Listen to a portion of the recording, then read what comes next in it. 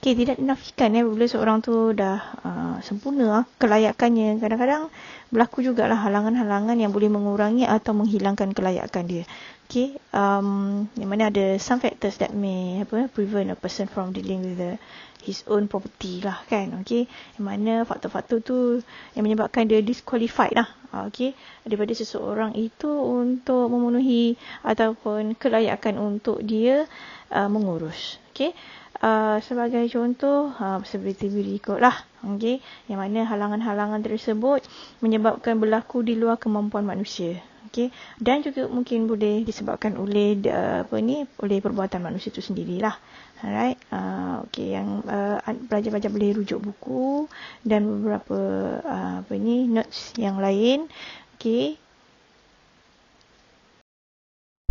Okay, berikut merupakan autoriti wilayah ataupun maksud dia kat situ kuasa yang mana diiktiraf oleh undang-undang syariah untuk melayakkan seorang itu mengadakan akad dan juga urusan sama ada untuk dirinya ataupun untuk orang lain. Boleh juga lah kita katakan dia sebagai wakil ke kan, okay, untuk mewakili untuk menguruskan seseorang itu untuk berkontrak yang mana ditetapkan oleh syarak. Okay.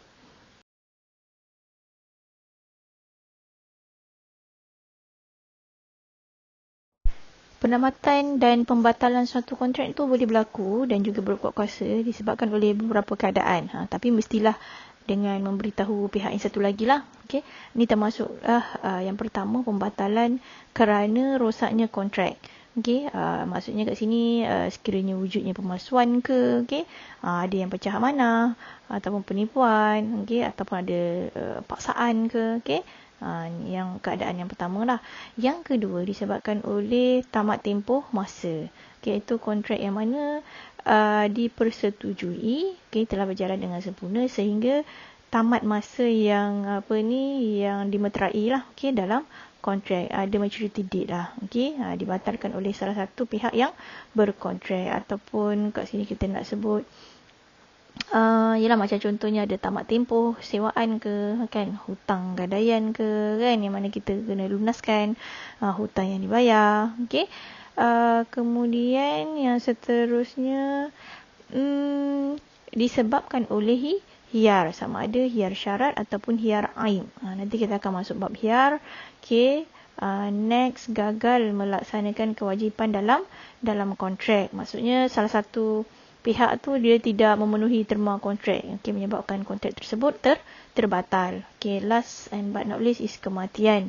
Okay, bagaimana kematian salah seorang daripada pihak yang buat kontrak tu ataupun yang menyebabkan kontrak tu tak sah lagi lah untuk berkuat kuasa dari sudut perundangannya. So ini kerana dia kontrak tu hanya melibatkan mereka dan orang lain yang tidak berhak untuk menyambung kontrak tersebut. So sesuailah untuk dalam keadaan tersebut, okay, dibatalkan secara terus, okay, yang berkuat kuasa boleh disebabkan keadaan kematian tadi. Okay, di sini saya kaitkan dengan beberapa isu muamalat, okay, ketika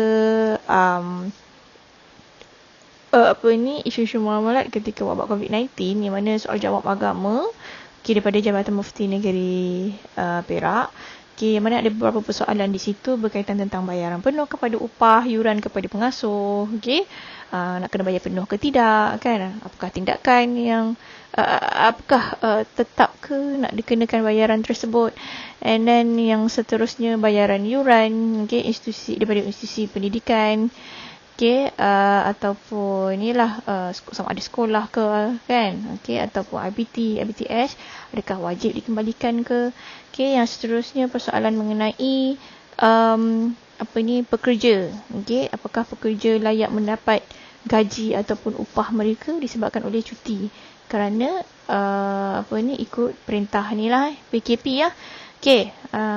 Kemudian seterusnya yang keempat adalah sewaan kan, ataupun belian ke kan, okey, yang kita bayar deposit kemudian boleh ke pemilik tu ambil kembali wang deposit dia, kan, okey. So dan itulah dia, okey. Dan ada beberapa lagi tapi saya ambil yang ini saja. So daripada daripada perbincangan tersebut, saya dapati bahawa yang kita boleh highlight mengenai kontrak kontrak. So kita perlu ada kerelaan ataupun mutual consent tadi, kan saya ada sebut tadi tentang falsafah tadi, di mana kalau kita lihat bahawa setiap discussion tu, saya dapati ada beberapa poin yang boleh di-highlightkan. Antaranya adalah berkaitan tentang berkaitan tentang faktor faktor yang mendatang ataupun hal yang mendatang yang tidak terduga, yang memberi kesan kepada kontrak yang telah dimeterai, yang mana ia adalah di luar kawalan pihak-pihak yang berakad. Al-aqidah ini tadi bagi kedua-dua yang berakad, yang menyebabkan pihak-pihak yang terlibat tidak dapat melaksanakan tanggungjawab masing-masing, maka menyebabkan kontrak tersebut terfasah ataupun terlerai. Macam contohnya sebagai rumusan secara keseluruhan, di mana kalau macam bayaran penuh kepada upah kepada pengasuh ni, dia perlu ada consideration lah, among parties. Kalau kita lihat bahawa kat sini boleh dibayar secara nak bayar diskaun ke, kan, ataupun kita melihatlah kemampuan kan bagi pihak-pihak, mungkinlah kepada parents itu pun dia memberi kesan jugalah ke atas dirinya lah akibat daripada COVID-19. Begitu jugalah kepada pihak pengasuh tadi, yang mana terpaksa menanggung kos dan sebagainya. Kemudian yang seterusnya, tapi namun begitu kalau kita lihat bahawa dari sudut apa yang kita daripada kerajaan sendiri telah memberikan beberapa peruntukan lah, kan, ke atas golongan-golongan yang terjejas. So kat sini mungkin sedikit sebanyak lah untuk membantu golongan-golongan yang terkesan, mengurangkan bebanan mereka lah. Macam contohnya tiada pembayaran bil elektrik ke dan sebagainya, ataupun yang orang terjejas tadi, yang kepada nilai pengasuh tadi, pengusaha nilai, ataupun di postpone punya moratorium pembayaran balik kalau ada buat pinjaman dan sebagainya. Seterusnya isu muamalat yang kedua berkaitan tentang yuran, kan, institusi pendidikan itu perlu dikembalikan ataupun tidak. So di sini dia takluk lah kepada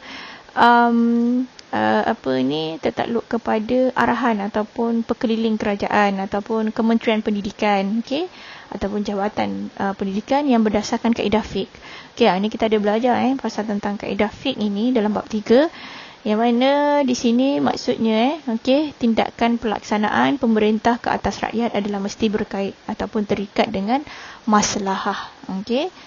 Tu dia, kita kena tengok balik lah betapa uruf dia macam mana, bentuk pembayaran yang dikenakan tu kepada para pelajar, kan, berdasarkan kepada pekeliling, yang dinyatakan pada semester, kan, kalau macam sekolah pada awal persekolahan lah.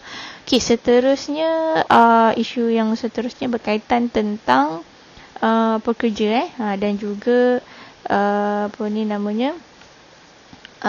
dia punya inilah syarikat, majikan, ada yang boleh ke, kan, majikan tu nak potong gaji ataupun upah mereka, disebabkan mereka bercuti, sebabnya ikut PKP, kan, yang ditetapkan PKP tu. Alright, so di sini yalah pekerja ni layak ke mendapat upah, alright. So di sini pun tertakluk juga kepada syarat dalam majikan dia, sama ada dia berhak ataupun tidak ini.